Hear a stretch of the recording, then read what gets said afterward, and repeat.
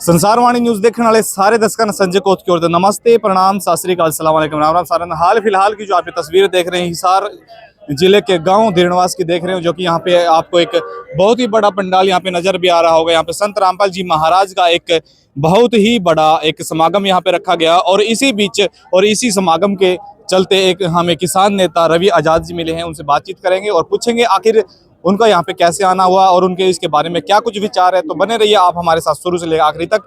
के मंच पे आके गुणगान कर रहे हो, क्या ऐसा आपको? नहीं, मैंने कब विरोध किया है? मैंने कभी विरोध नहीं किया। हमने तो जब ये मदद की गई और जब हमें पता लगा तो हमने तो दिल खोल के स्वागत किया। जब किसी का किसी से वास्ता पड़ेगा तभी तो अच्छी और बुरी बात कह सकता है, तो हमने कभी विरोध नहीं किया। तो इस समय रवि भाई सुनो, बहुत खेती किसानी की है, अन्नपूर्णा मिशन चलाया गया, तो पका ना पड़े तो फसल को नहीं होती। हाँ। कर राम ने इतना गिर दिया, एक तो कसी लेके नहर में उतर जाए और फोटो खिंचा के आ जाए, और रामपाल ने सारा सौदा उतार दिया और खुद भी मतलब अगर बाहर होंगे तो खुद भी उतर जाते। मैं तो खुद भी, मैंने अभी बोला नहीं, मगर भाई जब जेल में बैठ के ने रामपाल महाराज इतना काम कर सके है तो जब जेल से बाहर आ जाएंगे तो कितना काम कर सकते हैं। मैंने तो आपके आगे बोला। मैंने कैबिनेट मंत्री रणबीर गंगवा की विधानसभा का उदाहरण दिया।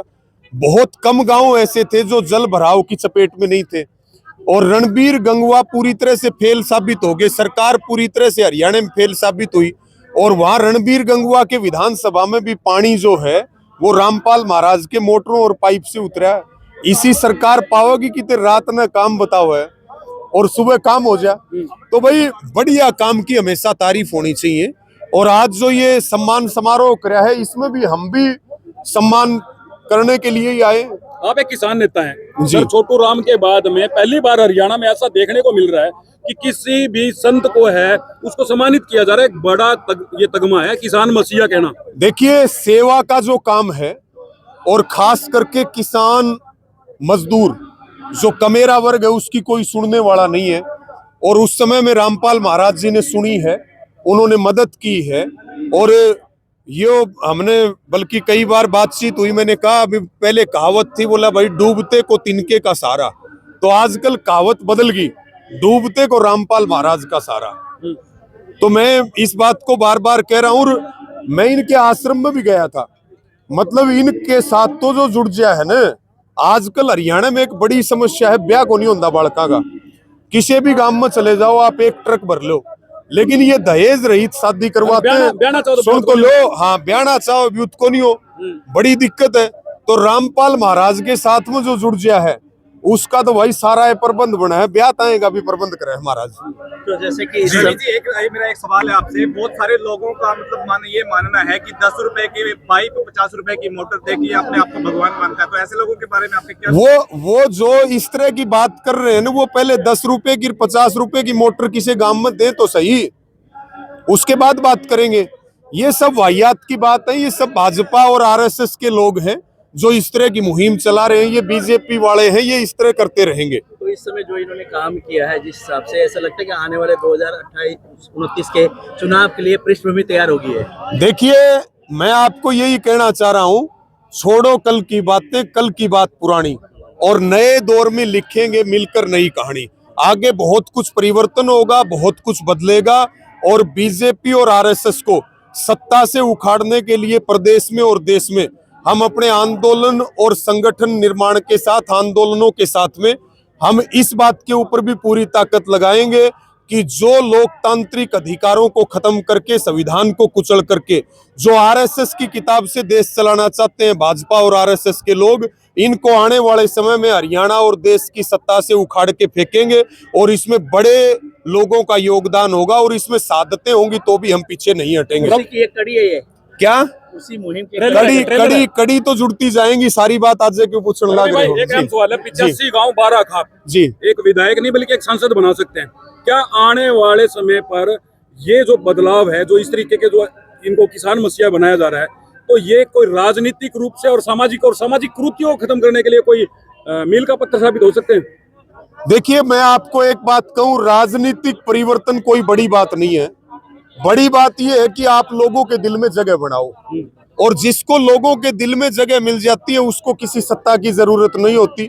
हमारी मुहिम है कि जो अलोकतांत्रिक सरकार सत्ता में बैठी है उसको सत्ता से कैसे उखाड़ के फेंके, कैसे देश में जो अघोषित इमरजेंसी है इसको दूर करें, ये हमारी मुहिम है। और हम खुद कोई एमएलए एमपी बनने के लिए काम नहीं कर रहे, हम इस बात के समर्थन में हैं कि राजनीति में अच्छे लोगों को लेकर के आया जाए और हम उनकी जो मदद कर सकते हैं वो करें, ताकि केवल राजनीतिक परिवर्तन ना हो, देश को सत्ता के आमूलचूल परिवर्तन की जरूरत है। अभी बार बार क्या हो रहा है, आप सरकारें बदल रहे हो, फिर वही भ्रष्टाचार, फिर वही चीजें आकर के बार बार जो है कार के ड्राइवर को बदला जाता है। हमारा संकल्प और सपना तो ये है कि पूरी कार बदलनी चाहिए, ये व्यवस्था उस प्रकार से बननी चाहिए जैसे देश के संविधान का निर्माण डॉक्टर भीमराव अंबेडकर ने किया। तो हम लोकतंत्र चाहते हैं, हम नहीं चाहते इस देश में धर्म के नाम पे झगड़े हो, इस देश में जातियों को आपस में लड़वाया जाए।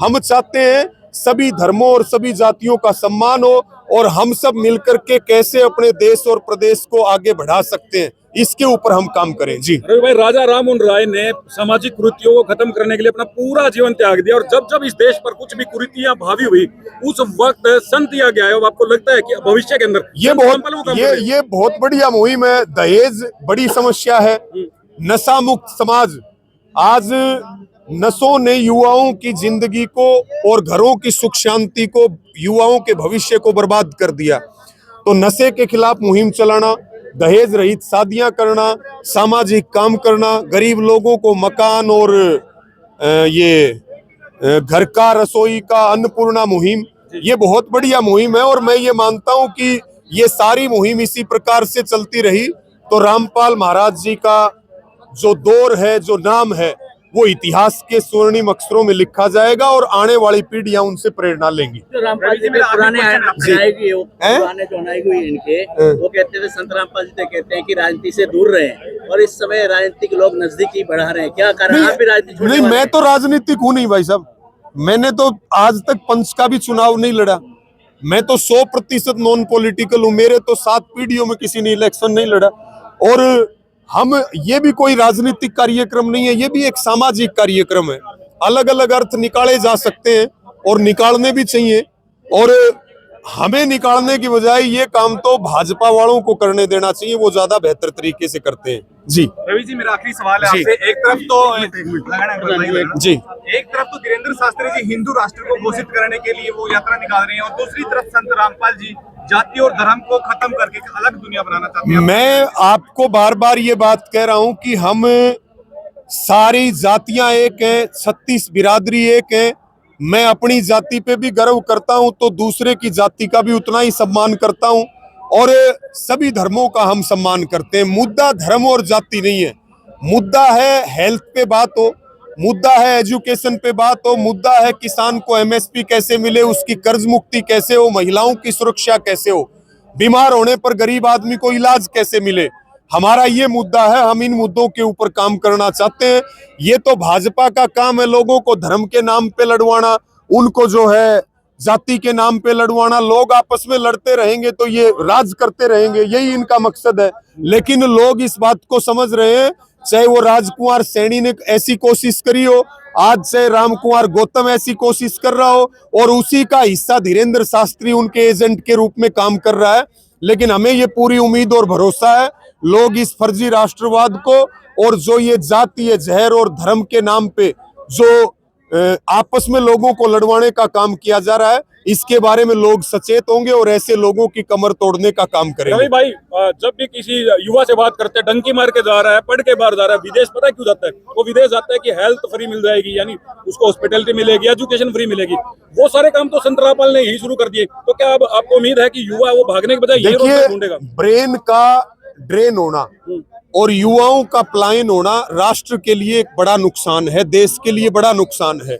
लेकिन किसी को यहाँ सम्मान नहीं मिलेगा, या किसी को यहाँ पे रोजगार नहीं मिलेगा, या सम्मान के साथ रोजगार नहीं मिलेगा, तो मैं ये मानता हूँ कि उनको बाहर जाना पड़ेगा। एक किसान का बेटा जब विदेश जाता है तो आप मान करके चलो वो कम से कम 1 किल्ला बेच करके जाता है। किसान के पास जमीन आज बच नहीं रही है, और बड़े बड़े अधिकारी, जज और जो है बड़े बड़े बिजनेसमैन भ्रष्टाचार के पैसों से जमीन खरीद रहे हैं। तो ये अच्छी मुहिम है और ऐसी मुहिम से बदलाव आएगा। और मुझे जानकारी मिली कि रामपाल महाराज की भी जो ये सारी मुहिम है ये केवल हरियाणा में नहीं, ये पूरे देश में ही चल रही है। तो ये काबिले तारीफ काम है। सबका धन्यवाद जी।